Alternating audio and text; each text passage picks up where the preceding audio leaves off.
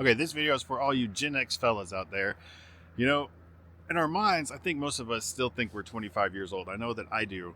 But if you're a Gen Xer, these old bones are somewhere between 45 and 60 years old. I myself am 52 years old. All this gray in my beard represents all of my experience and wisdom that I've attained on this planet over the last 52 years.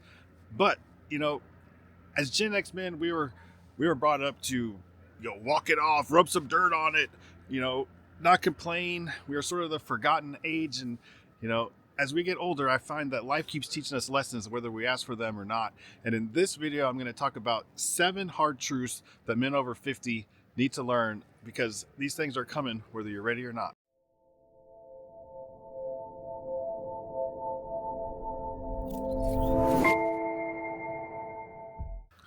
The first one is that time just keeps moving faster and faster the older that we get. Think how fast a summer goes, or think how fast a vacation goes, think how fast a year goes. It's December now, it's brisk up here in the mountains, but think of how fast this year's gone. I can't believe all the things I've packed into this year.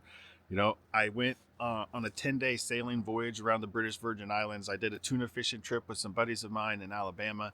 I went fishing a half a dozen times with my buddies in Panama City Beach. We bought this house here in Spain this year. We spent 5 months here working on the land, building trails and things.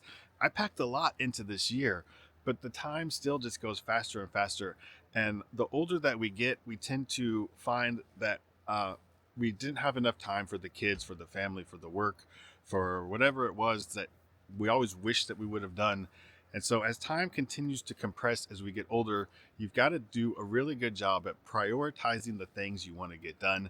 You can't just keep pushing things off for tomorrow, and don't save the bucket list for the end of your life because you don't know when that's coming. We've got to remember to do all the fun things as we progress through life because the years get shorter, the time gets less, and things just keep moving faster. So all those things that you want to do on your list, be sure you're doing them and marking them off and not saving them for when you get older because we're getting older, fellas.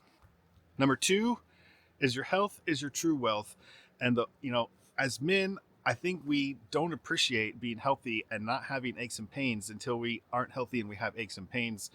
I was just joking. My wife was sitting inside while I was putting my shoes on to come outside to film this. And I was grunting and groaning, and she's like, "What are you doing?" And I was like, "I'm about to make a video. I'm about to go outside and make a video about getting older."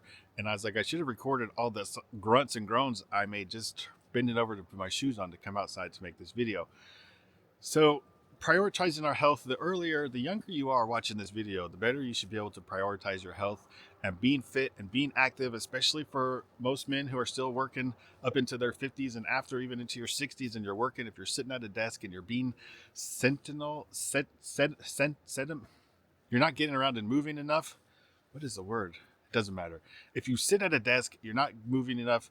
We need to be stretching. We need to be walking. We need to be getting a little bit of cardio. We need to be doing some exercises for weightlift. We need to be lifting some weights because our muscle mass deteriorates. And I'm 52, like I said in the beginning. I'm starting to get like that little old man thing here, and I had just my back. I woke up the other day. I woke up and my back hurt so bad there was nothing I could do. I hadn't even done anything to strain it. So we tend to not prioritize and appreciate our health until it starts to slip away. So I find myself trying to sometimes just wake up and say, "I feel great today," and being appreciative for feeling great. So if you still feel great, that's the time to make the moves now, eating healthy, all the things you're supposed to do. That's why I have to say this, because that's why we have coaches, because they just tell you shit that you already know. And so be healthy.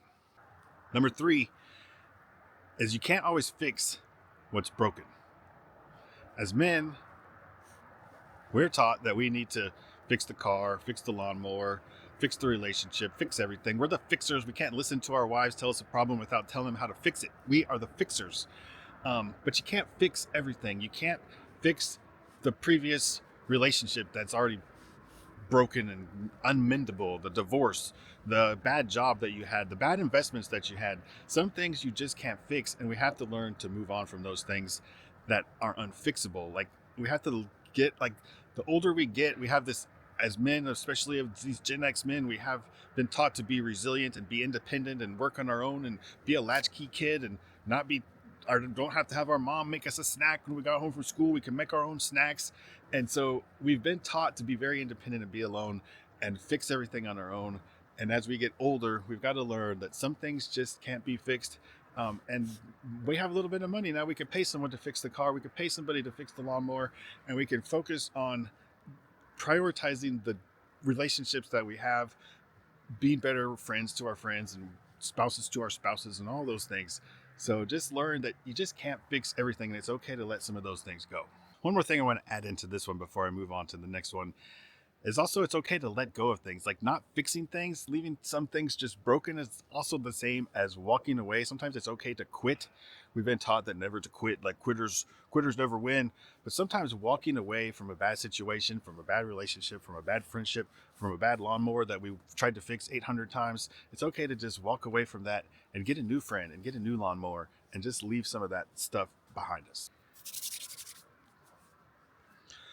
Number 4, this might be the most important one, and that is that success does not equal happiness. As men, we are taught to be the providers, to get a good job, to work hard, to make money, to get the bigger house and the bigger car and all the things. And society, especially in the US, judges our success on how many things we have and how big our house is and how nice our car is and how nice our clothes are and all these material things. And that you could be worked your way up from the bottom to be the CEO of a multinational corporation. That's work success. That's not life success. And none of that stuff equals happiness.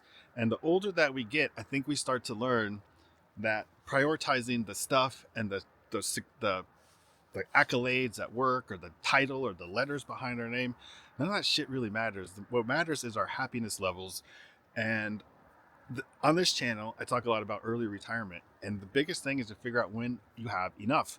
And the older you get, you finally start to realize that the experiences are better than the things. And I wish that we learned this lesson earlier in life and had to learn when to walk away. I myself, to retire early, you have to really know when you have enough, because I have enough time to work longer and to get more stuff and nicer stuff. But I decided I have enough stuff and my stuff is nice enough. And by not going to work every day, I can provide more happiness. Buying this big 35-acre property in Spain brings me a lot of joy. I love working on the land and being out here. So your happiness level is more important than your success level. Nobody's going to talk about, man, can you believe it only took Josh 35 years to work his way to management? Or, geez, look at Bill over here. He sure did have a nice car when he was 50 years old. Nobody cares about that stuff.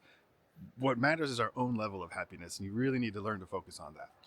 Number 5 is that friendships don't get easier to maintain. They get harder to maintain the older that we, actually nothing gets easier to maintain. Our bodies, our friendships, anything. But with friendships and relationships, as we get older, we may have moved, our friends may have moved, and we have really good friends from college or from high school or from past work or from pickleball or golf or wherever, and you can tend to get more spread out. And it gets easier. It's easy to just say, oh, well, Steve never calls me, so I'm not going to call him. It's just, if it takes two people to make the effort, and if nobody's making the effort, those relationships can really struggle. And I have to say, I've been pretty good about this. A couple of years ago, I called all my friends in Texas that I haven't seen in, 30 years, 40 years. I left there when I was 15 years old, and I'm 50. Well, I guess at the time I was probably 48, 49 years old. This was a couple of years ago since I went out there. But I went out and saw all my childhood friends out there. We all got together and stayed in a hotel in San Antonio and went out and partied for a couple of days and played golf, and it was a lot of fun. And I've rekindled some relationships with some old college buddies. As the guy I went tuna fishing with in February was an old college roommate of mine. We actually moved out to Yellowstone together right after college, and we lived in the dorms together out there. So it's, you pick up the phone and you call some of these old buddies, and they're excited to hear from you. And it's you got to make the effort, because if nobody else does it, it relies on you. Keep some of these old friendships open, and you'll be glad that you did. Number 6, this one's also a big one, and that is regrets do not go away. Regrets stay in your mind. You can work through them and work past them, But the biggest things you regret, the older you get, I think your regrets grow. And so trying to live a life that you have as few of regrets as possible is the key to reducing and minimizing the damage that regret does in your life. You can regret the divorce, you can regret the business that failed, you can regret the bad decision, the house you lost money on, whatever it was. We can regret those things, but to live a life that minimizes your regrets is the most important thing I think we can do as men, as people, as human beings. I think, also been pretty good at this one. I always, when I have a big decision, the way I come to the decision is, would I regret more if I do this thing, or would I regret more if I did not do this thing? And this really became a really big part of my life when we moved to St. Thomas. And that was a big decision. I basically walked away from a successful real estate career because my wife wanted to change of location, and she got a job teaching school in the Virgin Islands. And I said, let's do it. I said, will we regret more that we never went and lived in a Caribbean island, or would we regret that we moved there and it didn't work out? Well, guess what? We moved there and it didn't, I mean, it worked out pretty good, but it was just so damn expensive. We decided to leave there. So in the end, it didn't work out. And I don't regret one thing about going there and moving to that island. The funny thing is, the real estate market boomed the whole time that we were gone, and all my realtor buddies made a fortune. And I spent 3 years living on an island, and then I came back, and the real estate market was dead, like it is now. It was 2 years ago. But big deal. You know what? I still have enough. I'm still doing fine. I don't regret that decision. That experience of living on a Caribbean island was awesome. We bought a house in Puerto Rico while we were down there. The point is, make the decision based on, will I regret more if I do it, or would I regret more not doing it? And 99 times out of 100, you regret the things you didn't do, not the things you did. Okay, seventh inning stretch here. Don't forget, if you're getting any content out of this, give me just at the minimum, hit that like button down there and subscribe to the channel if you want more stuff like this, and leave me a comment and let me know if you agree with what I'm saying, if there's any harsh truths that I'm leaving out, or if any of these are hitting home for you. Leave me a comment down there, because that helps make this video more successful. Okay, number 7, and this becomes more important the older that we get, is that age doesn't mean you stop growing. We can still keep learning new things, new activities, new skills, learn about AI, learn how to shoot videos, learn how to edit, learn a new language. That's one I got to work on right now. My Spanish is muy mal, muy, very bad. So living here in Spain, I got to work on my Spanish, and we need to keep these old brains working and learning new things and growing and expanding, and not being afraid to embrace new technologies, new things, new sports. I haven't gone skiing in, I don't know, 30 years, not that long. At least 20 years, 25 years. And since we're here in Spain this winter, I have a ski resort an hour to the west. I have a ski resort an hour to the north, right over the French border. And I have a ski resort an hour to the east. So I want to try to get back out and go skiing this year. And hopefully I don't break all these old bones, knock on wood.